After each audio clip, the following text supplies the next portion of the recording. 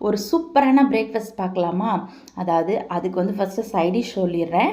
2 மாம்பழத் துண்டுகள், கொஞ்சம் சின்ன வெங்காயம், கொஞ்சம் புளி சட்னி, கொஞ்சம் மாங்காய் ஊறுகாய். ஸோ இதெல்லாம் தான் நான் சைடிஷாக எடுத்திருக்கேன்.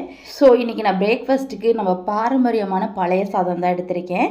ஸோ இந்த பழைய சாதம் அப்படிங்கிற ஒரு விஷயம் இருக்கிறதே நான் சுத்தமாக மறந்துட்டேன். பல வருடங்களாச்சு சாப்பிட்டு.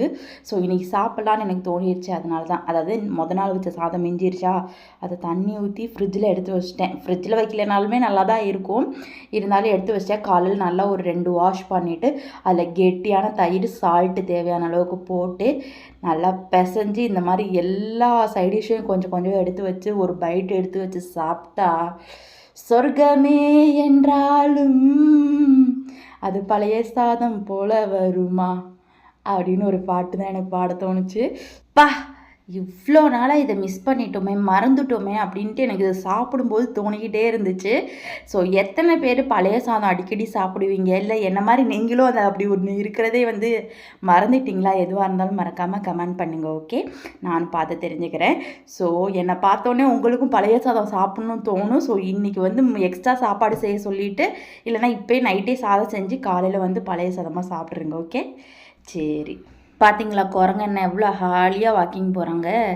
அதாவது ஒன்றும் இல்லை, 2 குரங்குங்க வந்து வந்தாங்க. இந்த மாதிரி அடிக்கடி வீட்டு சைடில் வந்துட்டு ஏதாவது தூக்கிட்டு போயிடுவாங்க, சாப்பிட்ற ஐட்டம்ஸ் தான். ஸோ அந்த மாதிரி இந்த தடவை வந்திருக்காங்க. பாருங்கள் என்ன பண்ண போகிறாங்கன்ட்டு.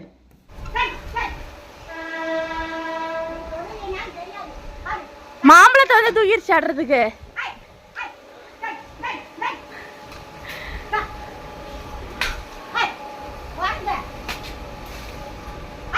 தாவிருச்சு. ஹாய்,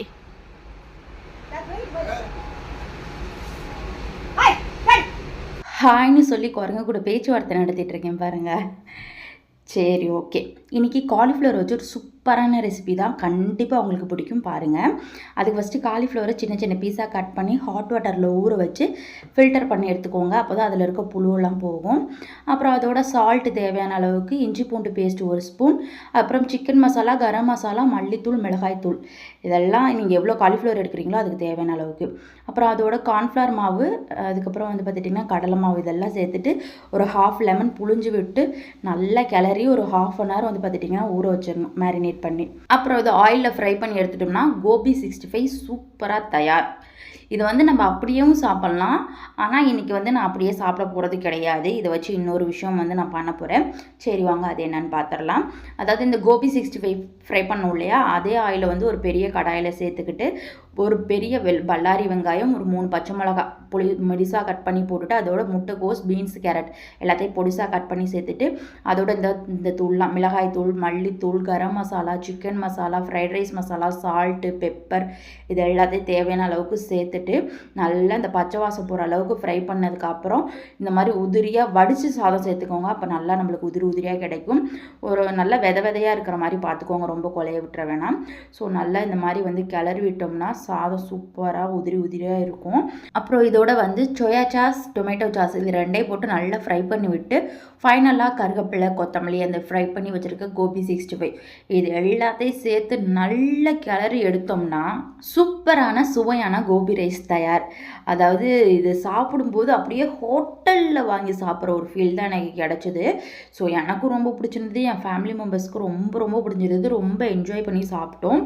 ஸோ இந்த கோபி ரைஸை பொறுத்தவரைக்கும் பார்த்துட்டிங்கன்னா, நான் ஃபஸ்ட் எங்கே சாப்பிட்டேன்னா, நான் வந்து ஒசூரில் ஒர்க் பண்ணேன்னு சொன்னேன் இல்லையா, 6 இயர்ஸ் ஒர்க் பண்ணேன். அதில் வந்து 3 இயர்ஸ் பார்த்துட்டிங்கன்னா ஹாஸ்டலில் ஸ்டே பண்ணி தான் ஒர்க் பண்ணிகிட்டு இருந்தேன். ஸோ அந்த ஹாஸ்டலில் இருக்கக்கூடிய ஹோட்டலில் வந்து பார்த்துட்டிங்கன்னா இந்த கோபி ரைஸ் வந்து ப்ரிப்பேர் பண்ணி கொடுப்பாங்க வீக்லி ஒன்ஸ்.